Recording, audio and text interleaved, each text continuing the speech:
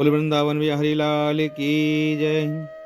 ब्रज समुद्र मथुरा कमल वृंदावन मकरंद, ब्रज बनता सब पुष्प हैं मधुकर गोकुल चंद्र।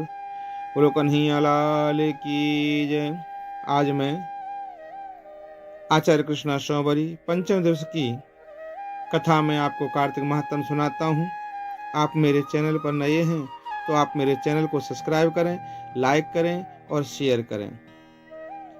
नारद जी महाराज कहने लगे कि हे ब्राह्मण, कार्तिक मास की महात्म का विधि पूर्वक वर्णन करिए। ब्रह्मा जी कहने लगे कि हे नारद, तुम बड़े सज्जन और परमार्थ करने वाले पुरुष हो, जो लोगों के हित के लिए ऐसे प्रश्न किया करते हो। अब मैं एक ऐसी कथा तुमसे कहता हूँ जिसके सुनने मात्र से पापों का नाश हो जाता है। हे नारद, श्री सूत जी महाराज इसी नैमिषारण्य तीर्थ क्षेत्र में शौनकादिक ऋषियों से कहते हैं कि हे ऋषियों, साधुओं का सत्संग अति पवित्र होता है और संसार के पापों के भय को दूर कर देता है, ज्ञानियों को मोक्ष देता है, कामना वालों की कामनाओं को पूरी करता है। श्री गंगा जी पापों को नष्ट कर देती हैं, चंद्रमा ताप को दूर कर देता है, कल्प वृक्ष दीनता को नष्ट कर देता है, परंतु साधु समागम जो है ना, पाप ताप और दीनता तीनों को ही नष्ट कर देता है। इसका आधा क्षण भी मोक्ष का देने वाला होता है। यदि संतों का सत्संग आधे क्षण का भी मिल जाए ना, तो भी मोक्ष मिल जाता है। इतनी वार्ता सुनकर ऋषि कहने लगे कि हे श्री सूत जी, आप कृपा करके कार्तिक महात्म का प्रसंग आप हमें सुनाइए। तब श्री सूत जी कहने लगे कि हे ऋषियों, एक समय भगवान कृष्ण से कमल जैसे नेत्रों वाली श्री सत्यभामा जी कहने लगी कि मैं धन्य हूं और मेरे माता पिता भी धन्य, जिनकी मेरे जैसी कन्या उत्पन्न हुई, जिसके आप पति हैं। आप 16,108 रानियों में से सबसे अधिक प्रेम मुझसे करते हैं। जिस कल्प वृक्ष की पृथ्वी के लोग बात तक नहीं जानते, वह मेरे आंगन में लगा हुआ है। अतः मैं आपसे एक बात पूछना चाहती हूँ। हे द्वारकाधीश, कृपा करके आप मुझे बताइए। आशा है मेरे हित के लिए आप वह बात मुझे अवश्य बताने की कृपा करेंगे। इतनी बात सुनकर श्री कृष्ण भगवान सत्यभामा जी का हाथ पकड़कर कल्प वृक्ष के नीचे ले गए और कहने लगे कि हे सत्यभामे, सब रानियों में तुमसे सबसे ज्यादा प्रेम करता हूँ। तुम्हारे स्नेहवश मैंने इंद्र से विरोध करके यह कल्प वृक्ष स्वर्ग से लाकर तुम्हारे आंगन में लगाया है। मैं तुम्हारे लिए अदेय भी दे सकता हूँ, अकथ्य भी कह सकता हूँ। अब तुम मुझसे यदि गुप्त से गुप्त बात पूछोगी तो भी वह मैं तुम्हें बतलाऊंगा। सत्यभामा कहने लगी कि हे स्वामिन, पिछले जन्म में मैंने ऐसा कौन सा पुण्य कर्म किया जिसके कारण आपकी मैं अर्धांगिनी बनी और गरुड़ पर बैठकर के आपके साथ इंद्रादि लोकों को भी मैं जा सकती हूँ। पहले जन्म में कौन थी, किसकी कन्या थी, आप विस्तार पूर्वक कहिए। भगवान श्री कृष्ण कहने लगे, हे सत्यभामे, तुम ध्यान पूर्वक सुनो, मैं सब वृत्तांत विस्तार से कहता हूँ। पहले सतयुग के अंत में मायापुर के अत्रि कुल में वेद तथा शास्त्रों का जानने वाला देव शर्मा नाम का एक ब्राह्मण रहता था। वह सूर्य भगवान का परम भक्त था तथा दिन रात अतिथियों की सेवा में लगा रहता था।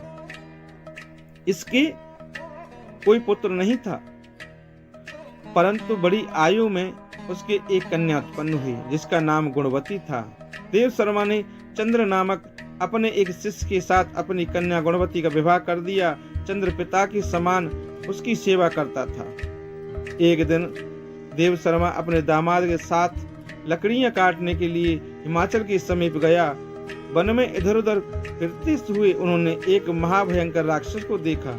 उसको देख के दोनों भागने में असमर्थ हो गए और दोनों ही उस राक्षस के हाथ से मारे गए। परंतु उस क्षेत्र के प्रभाव और अपने कर्मों के कारण हमारे वैकुंठ धाम को प्राप्त हो गए, क्योंकि जैसे मेघ से बरसा हुआ जल सब नदियों द्वारा समुद्र में प्रवेश कर जाता है, वैसे ही गणेश, शिव, सूर्य, विष्णु किसी भी देवता की उपासना की जाए हमको ही प्राप्त हो जाता है। इसी प्रकार से वे दोनों सूर्य के भक्त हमारे दूतों द्वारा विमान में बैठाकर हमारे लोक को प्राप्त हो गए। उन दोनों का मरण सुनकर गुणवती बड़ा रुदन करने लगी और पुकारने लगी कि हे पिता, हे पति, तुम्हारे बिना मेरा निर्वाह कैसे होगा? मैं किस प्रकार जीवित रह सकूंगी? तुम मुझे छोड़ करके कहाँ चले गए? मेरे अन्न तथा भोजन का प्रबंध कैसे होगा?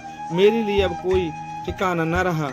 इस प्रकार विलाप करते हुए अचेत होकर वृक्ष की तरह भूमि पर गिर पड़ी। और जब कुछ चेतना आई तो उसने घर का सामान बेचकर उन दोनों की अंत्येष्टि क्रिया की और मेरी भक्ति में सदा तत्पर रहने लगी। इसी प्रकार कार्तिक मास आ गया और वह कार्तिक के व्रत के करने लगी तथा एकादशी का व्रत भी करने लगी। यह दोनों ही व्रत भगवान को अति प्रिय है तथा मुक्ति और ऐश्वर्य को देने वाले हैं। कार्तिक मास में तुला के सूर्य में जो प्रातःकाल स्नान करते हैं, जागरण तथा दीपदान करते हैं, उनके महापातक नाश हो जाते हैं। जो मंदिर में जाकर झाड़ू देते हैं या भगवान की पूजा करते हैं, वह जीवन मुक्त हो जाते हैं। जो तुलसी के वन की पालना करते हैं, वह फिर इस संसार में आकर के जन्म नहीं लेते। एक दिन वह ज्वर से पीड़ित हो गई, तब भी दुर्लभ शरीर से उसने गुणवती गंगा स्नान को गई।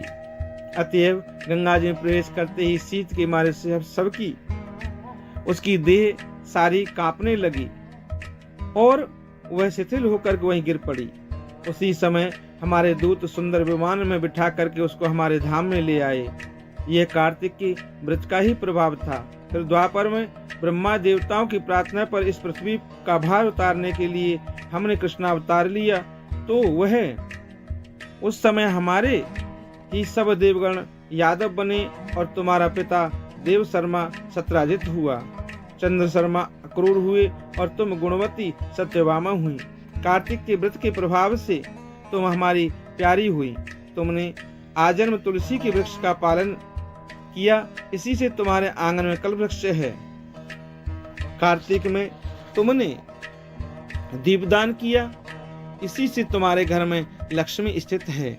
जो कार्तिक मास में तुमने व्रतार्य किए, उसी से तुम हमारी अर्धांगिनी हुई और हम तुमसे प्रेम करते हैं। जो कोई कार्तिक मास में व्रतार्य करता है, वह हमको तुम्हारे समान ही प्रिय होता है। अन्य दूसरे जप, तप, यज्ञ, दान आदि कार्तिक मास की 16वीं कला के बराबर भी नहीं है। बोलो बांके बिहारी लाल की जय।